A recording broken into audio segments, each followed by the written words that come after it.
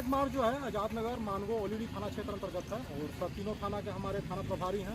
हमारे साथ सीआरपीएफ की टीम भी है और हम लोग तीनों थाना के पुलिस पदाधिकारी मिलकर फ्लैग मार्च कर रहे हैं। मैसेज है कि लोग शांति बनाए रखें, सौहार्दपूर्ण ढंग में हम लोग त्यौहार को मनाएं, हंसी खुशी से मनाएं। क्या सोशल मीडिया पे भी हम लोग निगरानी रख रहे हैं, कोई अगर उस तरह का सोशल मीडिया का पोस्ट लोगों को आता है तो उसको अपने नज़दीकी थाना को बताएं, नज़दीकी थाना को सूचना दें ताकि हम लोग विधि सम्मत कार्रवाई कर सकें।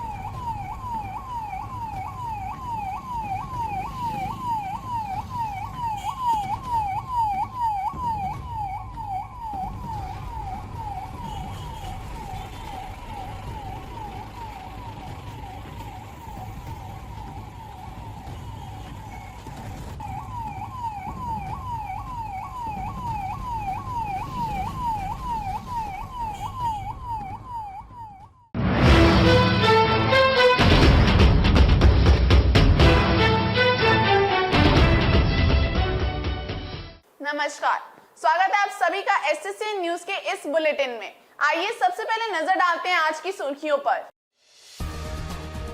2 दिवसीय दौरे पर पहुंचे राज्यपाल रमेश बैस ने एनआईटी व टाटा मोटर्स का किया अवलोकन। राज्यपाल ने देश के विकास के लिए गाँव के विकास को बताया जरूरी। एनआईटी में एकेडमिक रिस्पॉन्सिबिलिटी पर सेमिनार में बोले राज्यपाल।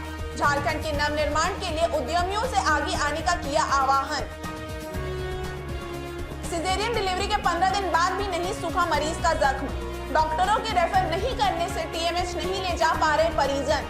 परेशान परिजनों ने अस्पताल के अधिकारियों से लगाई मदद की गुहार। 25 जून को एमजीएम में हुई थी आदित्यपुर की निर्मला की सिजेरियन डिलीवरी।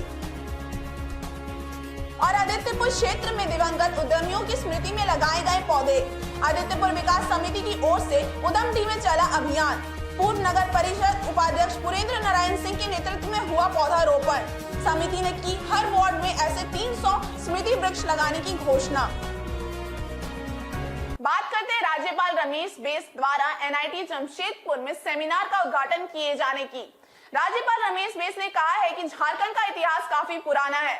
आदित्यपुर स्थित एनआईटी जमशेदपुर में एकेडमिक सोशल रिस्पॉन्सिबिलिटी विषय पर आयोजित सेमिनार को संबोधित करते हुए राज्यपाल ने कहा कि ये बात शास्त्रों एवं नई शोधों से भी स्थापित हो चुका है। एनआईटी जमशेदपुर की ओर से शनिवार को उन्नत भारत अभियान के तहत एकेडमिक सोशल रिस्पॉन्सिबिलिटी विषय पर 1 दिवसीय सेमिनार का आयोजन किया गया। राज्यपाल रमेश बैस ने मुख्य अतिथि के रूप में सेमिनार का उद्घाटन किया। इस अवसर पर राज्यपाल ने कहा कि हम अब तक महात्मा गांधी के आत्मनिर्भर भारत का सपना पूरा नहीं कर पाए हैं। ये तभी संभव है जब हमारे गांव आत्मनिर्भर बनेंगे। इसके लिए हमें निस्वार्थ भाव से काम करना होगा। राज्यपाल ने उद्यमियों से झारखंड के नव निर्माण के लिए आगे आने की अपील की। उन्होंने कहा कि उद्योगपति अपनी जिम्मेवारी को समझें। उन्होंने कहा कि आज हमारे गांव उजड़ रहे हैं और शहरों की आबादी बढ़ती जा रही है। गांव को उजाड़ कर ही नए नए कारखाने लग रहे हैं और रोज लग रहे नए उद्योगों के कारण कृषि योग्य भूमि घटती जा रही है और पर्यावरण को भी नुकसान हो रहा है। इसके बावजूद उद्यमी अपनी जिम्मेवारी का निर्वहन नहीं कर रहे हैं। उद्यमियों को इस संबंध में सोचना होगा। जहां उद्योग धंधे बसे हैं उसके आसपास के गांवों का तो कायाकल्प होना ही चाहिए।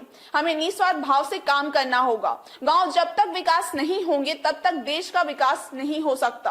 राज्यपाल रमेश बैस ने कहा कि देश की आजादी का पहला बिगुल भी झारखंड की धरती पर ही बजा था।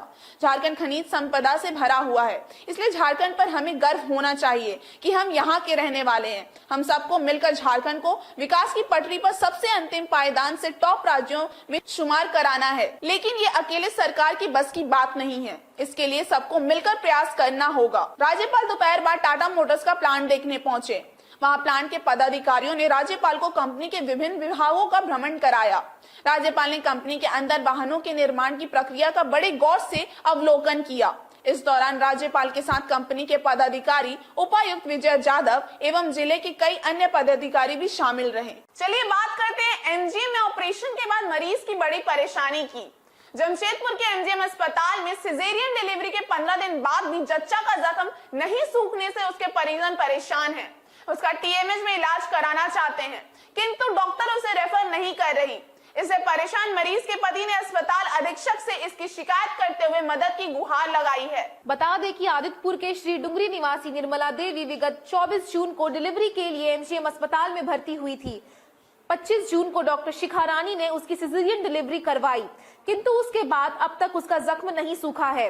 यही नहीं, उसके जख्म से अब तक खून का रिसाव हो रहा है, जिससे इन्फेक्शन का खतरा बना हुआ है।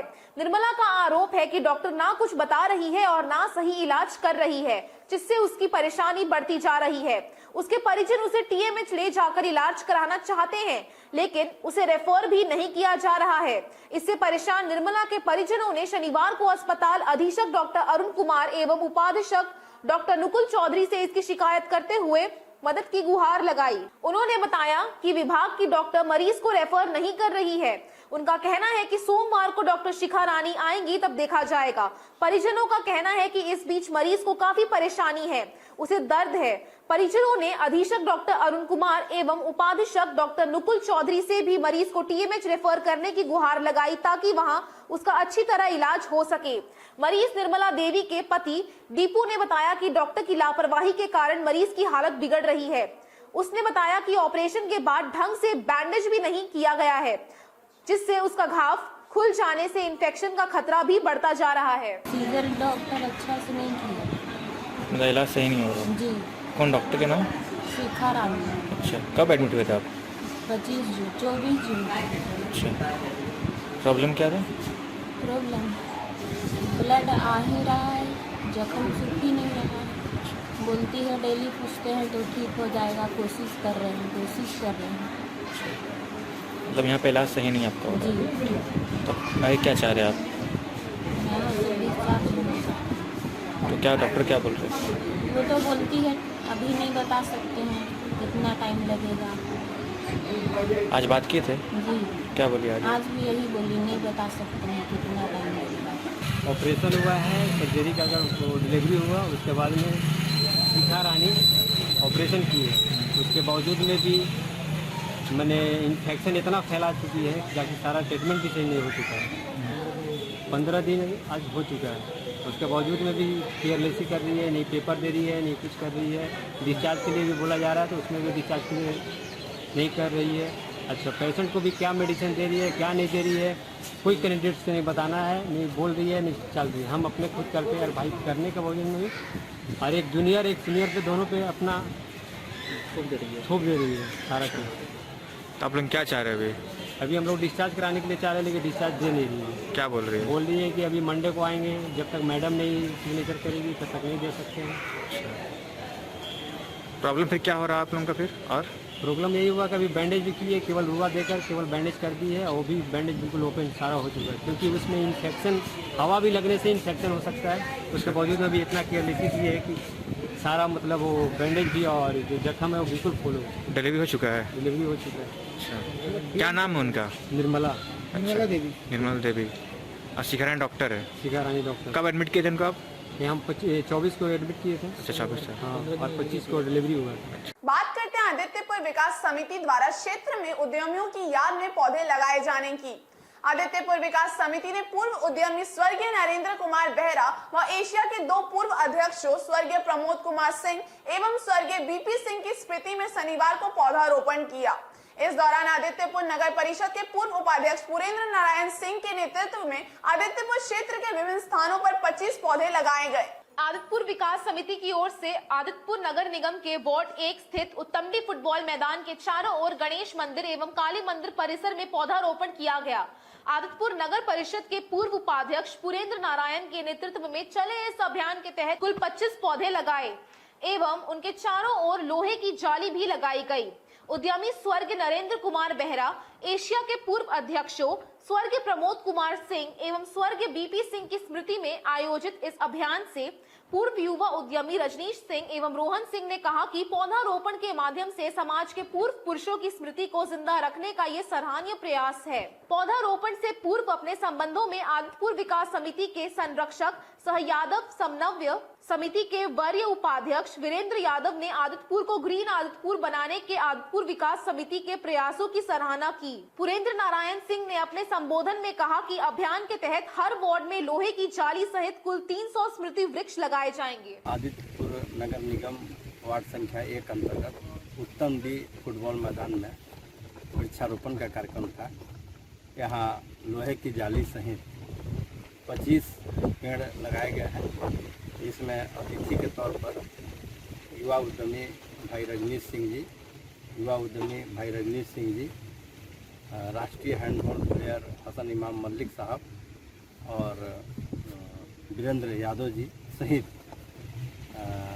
उत्तम डी गाँव के पूर्व पार्षद श्रीमती कुंती महतो, महेश्वर महतो, कमलकांत महतो, निरंजन महतो, बबलू महतो, सभी के संतोष महतो, हम लोग के साथी देव प्रकाश देवता जी, SD प्रसाद जी, सब लोग, प्रमोद गुप्ता जी, अधिवक्ता संजय जी, सब लोग के सहयोग से आज का कार्यक्रम काफ़ी सफल रहा।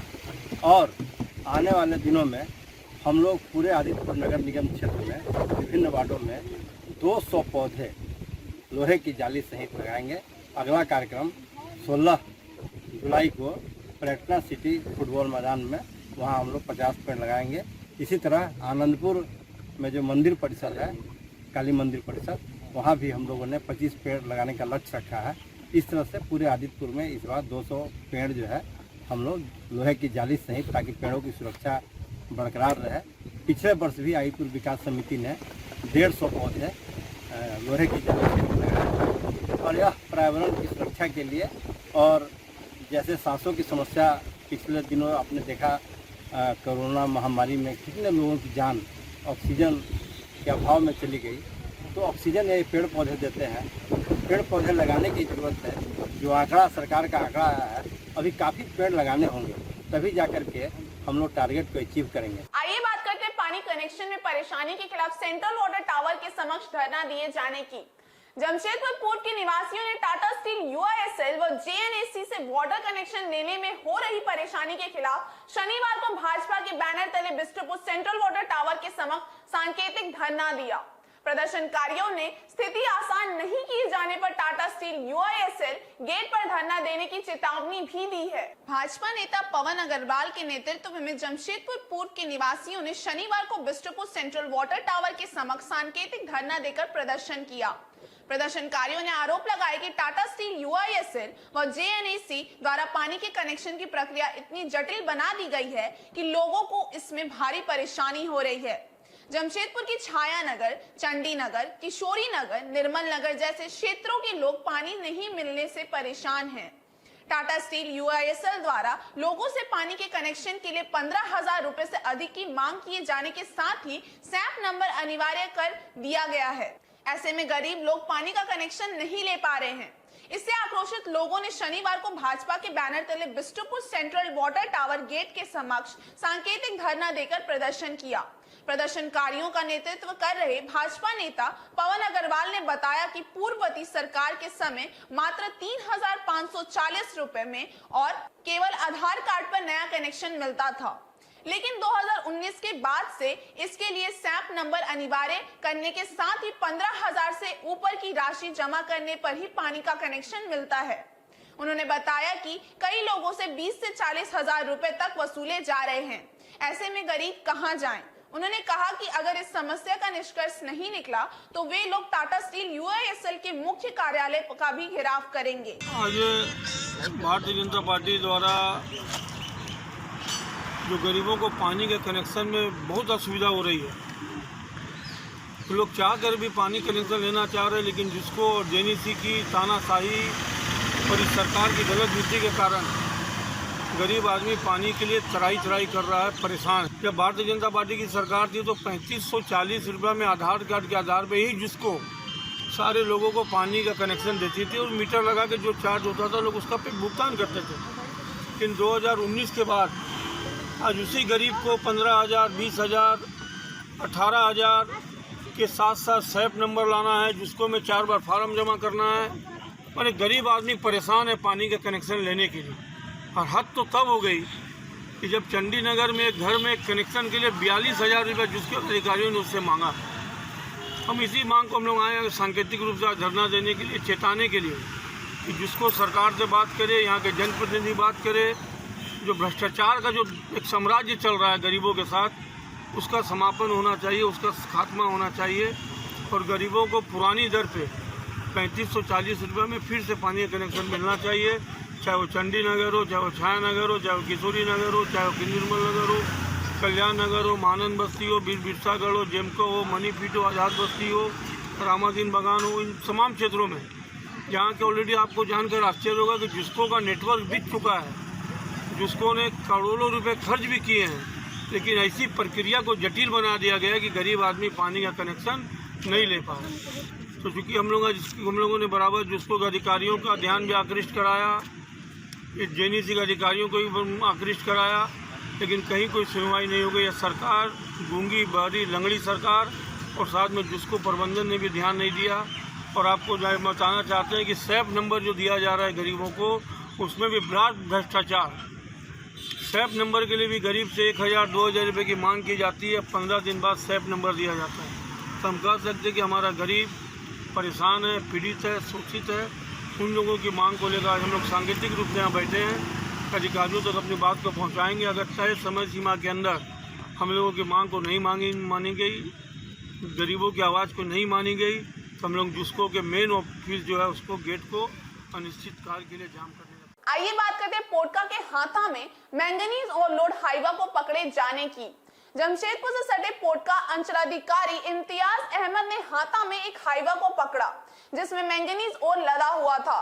अंचलाधिकारी द्वारा चालान मांगे जाने पर हाईवा का चालक और खलासी गाड़ी छोड़कर फरार हो गए। पूरे झारखंड के साथ पूर्वी सिंहभूम में भी जिला प्रशासन द्वारा अवैध खनन के खिलाफ लगातार अभियान चलाया जा रहा है। इसके तहत प्रशासन द्वारा आए दिन छापेमारियां की जा रही हैं एवं जगह जगह मालवाहक वाहनों को रोककर वाहनों की जांच की जा रही है।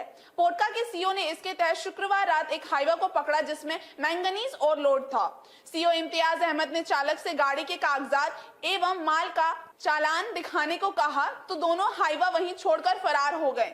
इसके बाद सीओ के आदेश पर हाईवा को पोटका थाना पहुंचा दिया गया। मामले की जांच की जा रही है। बात करते हैं कपाली ओपी के निजी वाहन चालक की पिटाई से युवक के घायल होने की। सरायकेला जिले के कपाली ओपी के निजी वाहन चालक छोटन ने ताजनगर में एक युवक की बेतरह पिटाई कर दी जिससे वो जख्मी हो गया। जख्मी युवक शेख इस्तियाक को एमजेएम अस्पताल में इलाज के लिए भर्ती कराया गया है। इस्तियाक के अनुसार थाना का चालक छोटन लोगों के साथ अक्सर बेवजह मारपीट करता रहता है। सरायकेला खरसावां जिले के कपाली ताजनगर निवासी शेख इश्तियाक नामक युवक की कपाली ओपी के निजी वाहन चालक छोटन ने पिटाई कर दी जिससे वह बुरी तरह जख्मी हो गया। शेख इश्तियाक को दर्द से कहराती अवस्था में एमजीएम अस्पताल में भर्ती कराया गया है जहां उसका उपचार हो रहा है। शेख इश्तियाक ने बताया कि वह दोपहर के समय ताजनगर में बैठा था, तभी थाना का निजी वाहन चालक छोटन वहां पहुंचा और बिना कुछ पूछे उसकी पिटाई शुरू कर दी। इश्तियाक के अनुसार वह कारण पूछता रहा लेकिन छोटन ने कुछ नहीं बताया। घायल शेख इश्तियाक का कहना है कि थाना के चालक ने उसकी डंडे से पिटाई की। उसका इलाज एमजीएम अस्पताल में चल रहा है। उसने बताया कि थाना का निजी वाहन चालक आए दिन लोगों के साथ बेवजह मारपीट करता रहता है। इसकी शिकायत करने पर भी थाना की ओर से उसके खिलाफ कोई कार्रवाई नहीं की जाती। वहीं दूसरी ओर संपर्क करने पर कपाली से बताया गया कि अड्डेबाजी की सूचना मिलने पर पुलिस वहां गई थी। इस दौरान वहां एक युवक पकड़ाया जिसे पिटाई करने के बाद चेतावनी देकर छोड़ दिया गया। स्कूल का पता मारपीट देगा तो सबको दौड़ाया तो हम भागे, वहाँ छोटन पकड़ के फिर मारा। जो गाड़ी चलाता ना पुलिस का गाड़ी, अच्छा, वही पेट में लात मार, कोई बोल के नहीं मारा खाली दौड़ा के पकड़ा मारा। अच्छा, हम खाली मारपीट देख रहे थे। वो स्कूल का बच्चे नहीं छोड़ता, हम नहीं जानते। थाना का जो गाड़ी चलाता ना वो मारा लात से और फाइट से सीना में और पेट में। आज की इस बुलेटिन में बस इतना ही। हम फिर हाजिर होंगे कुछ और नई खबरों के साथ। तब तक के लिए SCCN न्यूज की पूरी टीम की ओर से मुझे दीजिए इजाजत। नमस्कार।